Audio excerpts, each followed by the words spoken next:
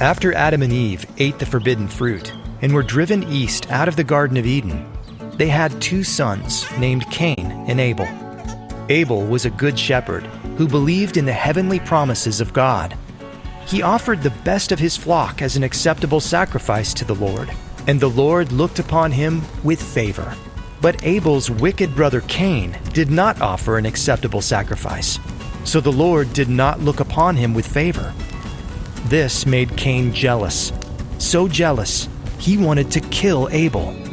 One day, Cain led Abel out into a field, where he rose up and killed his brother, so that his innocent blood poured out on the ground. But though dead, the Bible tells us Abel spoke in resurrection power from beyond the grave. His blood cried out to the Lord for justice against his brother.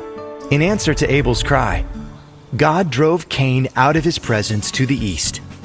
There, Cain founded the first city of man, the first of many earthly cities to come, filled with violence and bloodshed and murder.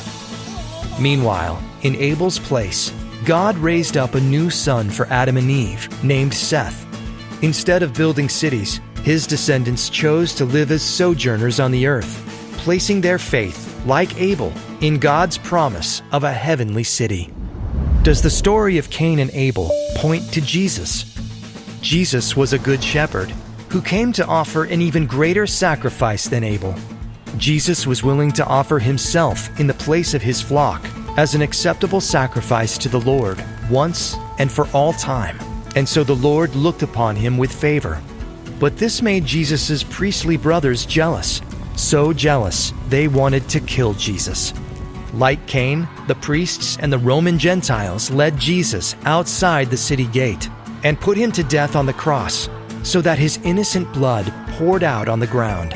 But after 3 days, God raised Jesus up from the grave, just like he had raised up Seth in Abel's place. And so, like Abel, Jesus speaks in resurrection power beyond the grave. But Jesus' blood speaks a better word than the blood of Abel.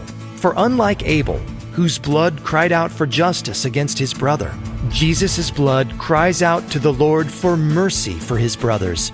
And now, thanks to Jesus' merciful cry, instead of driving us away, God will one day welcome us into his presence in the heavenly city.